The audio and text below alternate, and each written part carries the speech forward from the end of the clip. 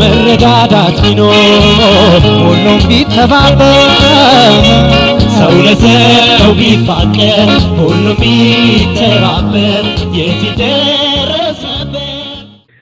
በጎነት ለኢትዮጵያ ከፍታ የበጎ ፈቃድ አገልግሎት ጽንሰ ሀሳብ እንደየህብረተሰቡ የእድገት ደረጃና የአካባቢያዊ ሁኔታ የሚለያይ በመሆኑ አንድ ወጥ ትርጉም ባይኖረውም የተባበሩት መንግስታት ድርጅት የበጎ ፈቃድ አገልግሎት የሁሉም ስልጡን የማህበረሰብ አካልና ውጤት ነው ይለዋል። የበጎ ፈቃድ አስተዋጽኦ በተለያዩ መስኮች እያንዳንዱ ሰው ሙያዊ አጽንኦት ባልተጫነው ሁኔታ ለማያውቋቸው ግለሰቦችና ለሚያውቋቸው ጎረቤቶቹ ለማህበረሰቡና በጠቅላላው ለህዝቡ የሚያበረክቱት አስተዋጽኦ መሆኑን ያመለክታል። የበጎ ፈቃድ አገልግሎት እድሜና ጾታ፣ ማህበራዊ ደረጃ፣ መልክዓ ምድራዊ ወሰን ሳይገድበው የሰብአዊነት መርህን ብቻ መሰረት በማድረግ የሚሰጥ ወይም የሚከወን ተግባር ነው። ውድ የተከበራችሁ የፕሮግራማችን ተከታታዮች ዛሬ ልናስተዋውቃችሁ የወደድነው በጉባ ላፍቶ ወረዳ በ2017-18 በክረምት በጎ ፈቃድ አገልግሎት የተሰሩ ተግባራትን ነው። ወረዳችን በተያዘው የክረምት በጎ ፈቃድ ስራ የተለያዩ የህብረተሰብ ክፍሎችን በማሳተፍ ስራዎች እየተሰሩ ነው። ስራዎቹ በወረዳው አብይና ቴክኒክ ኮሚቴ ተቋቁሞለት መሰራት ያለባቸው ተግባራት እየተከናወኑ ይገኛሉ። የተለያዩ አልባሳትና የምግብ እህል በማሰባሰብ ድጋፍ ለሚያስፈልጋቸው የህብረተሰብ ክፍሎች ድጋፍ እየተደረገ ሲሆን በወረዳው በተለያዩ ቀበሌዎች የአቅመ ደካማ ቤቶችን በአዲስ መልክ በመስራትና ጥገና ለሚያስፈልጋቸውም ጥገና በማድረግ ማህበራዊ ግዴታውን እየተወጣ ነው። የድጋፍ ስራው ወረዳው አጠናክሮ እየሰራበት ሲሆን ለ2018 ዓ.ም የትምህርት ዘመን 1 ደርዘን ደብተር ለአንድ ተማሪ በሚል መሪ ሐሳብ እስካሁን ከ200 ደርዘን በላይ ደብተር በማሰባሰብና ለተማሪዎች ድጋፍ ለማድረግ የቅድመ ዝግጅት ስራዎችን እየሰራ ይገኛል።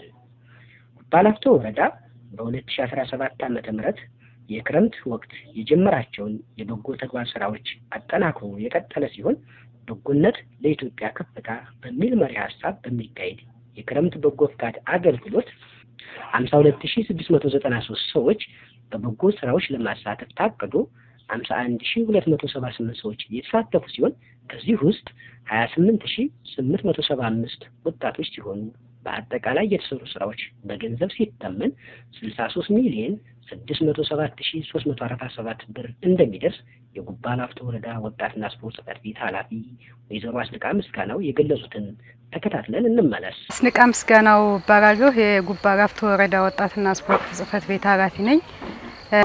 የክረምት በጎ ፍቃድ እዚህ ላይ ተንተን ያለ ሁኔታ ያስፈልገዋልና በጎ ፍቃድ ማለት ዜጎች ለዜጎች በፍቃደኝነትና በተነሳሽነት ተመስርተው ለዜጎች የሚሰጡት ተግባር ወይም የሚሰጡት ስጦታ ማለት ነው።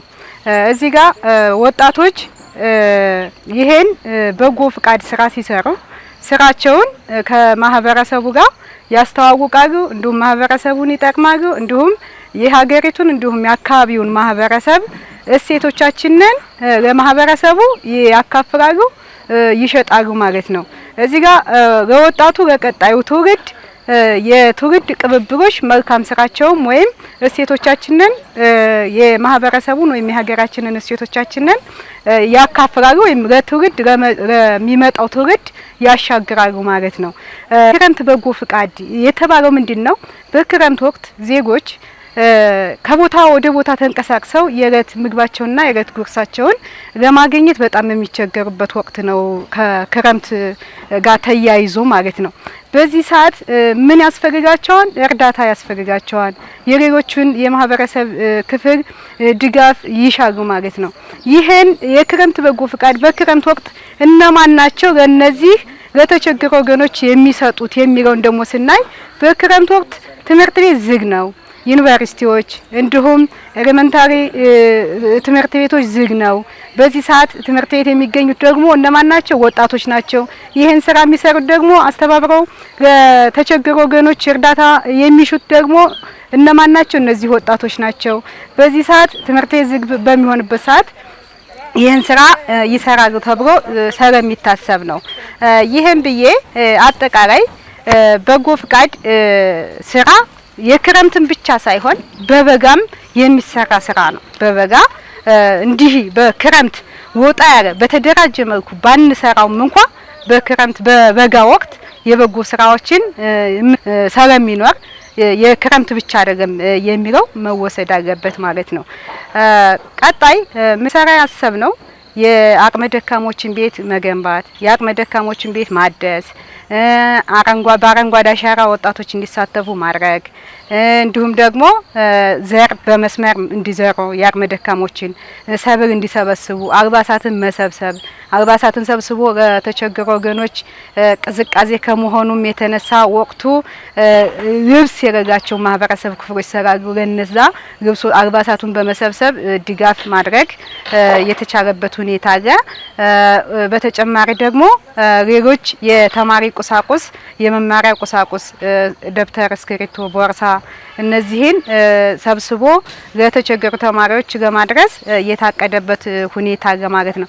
ከነጻ ሕክምና ከጤና አኳያ አብዛኛው በ17ቱ ተግባራቶች በተሰጠን ነው እቅድ ውስጥ ተካተው ታቅደው ወደ ተግባር እንዲገባባቸው እንደ ወረዳችን ተጨባጭ ሁኔታ በ17ቱ ተግባራቶች አብዛኛው ወደ ስራ የገባንበት ሁኔታ አለ። እነዚህን እንደ ምሳሌ ነው እንጂ ያነሳዋቸው ብዙ ተግባራቶች ታቅደዋል፣ ወደ ስራም ተገብቶበታል ማለት ነው።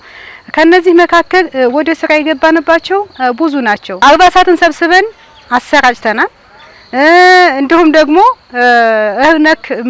እህል ነክ ጥራጥሬዎችን ወደ 6 ኩንታል በመሰብሰብ ይህንም ድጋፍ ያደረግንበት ሁኔታ አለ። እንዲሁም ደግሞ የአቅመ ደካማ ቤት እስካሁን በየቀበሌዎቻችን 2 እድሳት 2 ግንባታ የገነባንበት ሁኔታ አለ። ቀጣይም ያልተዳረሱ ቀበሌዎችን በዚህ መልኩ እያዳረስን ቤቶችን እየገነባን እያደስን ለአቅመ ደካሞችን እርካታ ተገቢ ማድረግ ይገባናልና በዚህ ልክ ነው እየተንቀሳቀስን ያለ ነው። አረንጓዴ አሻራ ወይም ችግኝ ተከላ እንዲሁም ተሳትፈዋል፣ ወጣቶቹ ተሳትፈዋል። በዚህ ልክ እቅዳችንን እያሳካን የምንገኝበት ሁኔታ ነው ያለው ማለት ነው። ደም ልገሳ እንደ ዋነኛ እቅድ ነው የተያዘው። 75 ሰው ደም ይለግሳን ተብሎ እቅድ ተሰጥቶናል። ለጊዜው 9 ሰው ነው ደም የለገሰው። ቢሆንም ግን ይሄ በቂ ነው ወይ ሲባል በቂ አይደለም። ቀጣይ ይሄን አጠናክረን የምንሰራበት ሁኔታ እንዳለ በዚህ ልክ መታሰብ አለበት። ሲቀጥል ደግሞ የተማሪዎች የመማሪያ ቁሳቁስ በደርዘን ወደ 224 ደርዘን አሰባስበናል። 10 ባኮ እስክሪብቶ አሰባስበናል። እዚህም ላይ አንቆምም። ቀጣይ ስራዎቻችንን እቅዶቻችንን ለማሳካት በበጎ ስራ ወጣቱን በማሳተፍ አጠቃላይ ያሉትን ነገሮች በዚህ ልክ እየተንቀሳቀስን የምንገኝበት ሁኔታ ነው ያለው። በበጎ ፍቃድ ስራ የሚሳተፉት እነማን ናቸው? አጠቃላይ በአደረጃጀት ውስጥ ያሉና በአደረጃጀት ውጭ ያሉ ወጣቶች ናቸው። አደረጃጀት እነማን ናቸው ሲንባል ወጣት አደረጃጀት 3 አሉ። ወጣት ክንፍ፣ ወጣት ፌዴሬሽን፣ ወጣት ማህበር እንዲሁም ሴት አደረጃጀት፣ ሴት ክንፍ፣ ሴት ማህበር፣ ሴት ፌዴሬሽን እነዚህ እስከ ቀበሌ ድረስ ተዋቅረው ይህን የበጎ ፍቃድ ስራ ይሰራሉ ተብሎ ታስቦ ታቅዶ ወደ ስራ የተገባበት ሁኔታ አለ። እንዲሁም ደግሞ ከአደረጃጀት ውጭ ያሉ ወጣቶች አሉ። እነማን ናቸው ስንል በዩኒቨርሲቲ ደረጃ የሚገኙ ተማሪዎች አሉ። እንዲሁም ደግሞ ከ9ኛ እስከ 12ኛ ክፍል የሚገኙ ተማሪዎችን እያሳተፍነ ሌሎች የማህበረሰብ ክፍል በጎ ስራን የሚሰሩ የማህበረሰብ ክፍሎችን እያሳተፍነ እነዚህ አካላቶች እየተሳተፉ የሚገኙበት ሁኔታ ነው ማለት ነው። ቅዱ 52693 ነው። ተግባራዊ ያወረው ወይም የተመዘገበው 51278 ሺህ ነው። እዚህ ውስጥ ወጣቱ 28875 የሚሆነው ወጣቱ በመሳተፍ ላይ ይገኛል ማለት ነው።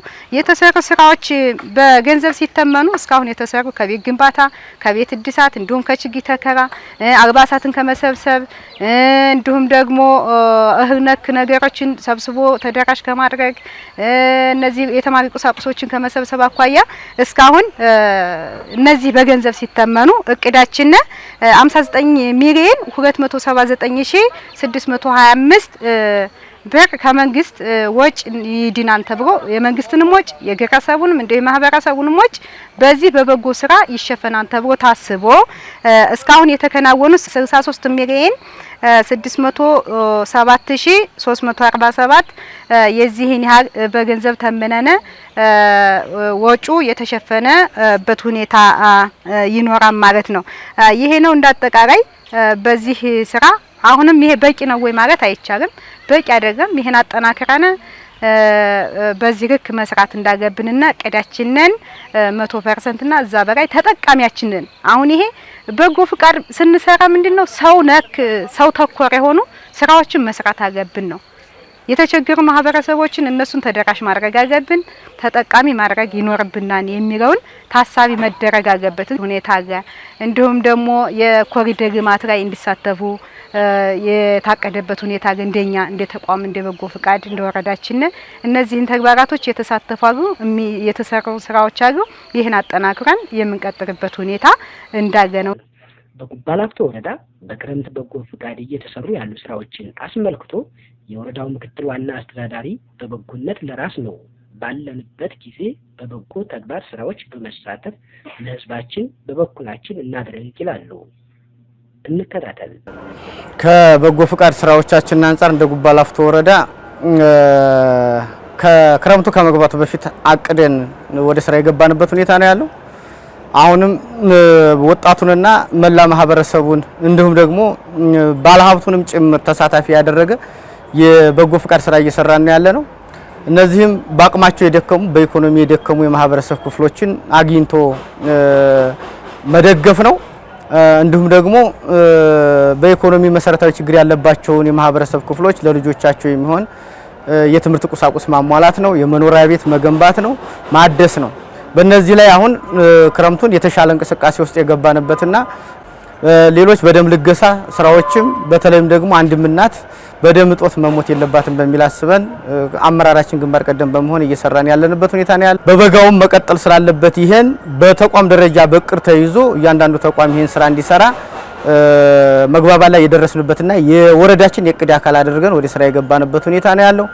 ስለዚህ ይሄን በተመለከተ በጉባ ላፍቶ ወረዳ ውስጥ ኢኮኖሚካሊ ችግር ያለባቸው የማህበረሰብ ክፍሎች በመደገፍ በኩል የወረዳው እቅድ ብቻ ሳይሆን በዚህ ውስጥ መሳተፍ የሚፈልግ ማንኛውም በጎ አድራጊ የማህበረሰብ ክፍል የራሱን አስተዋጽኦ እንዲያደርግ የራሱን አሻራ እንዲያስቀምጥ በዚሁ አጋጣሚ ጥሪ ማስተላለፍ ፈልጋለሁ።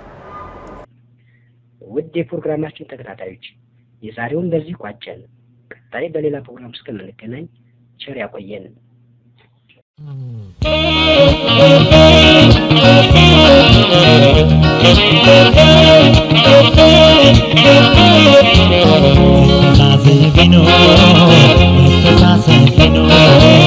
መረዳዳት ቢኖር ሁሉም ቢተባበር ሰው ለሰው ቢፋቀር ሁሉም ቢተባበር የት ይደረስ ነበር ቢጥር የት ይደረስ ነበር። ሁሉም ቢፈቃቀር በመልካም መንፈሱ ክፋት ምቀኝነት የትም በደረሱ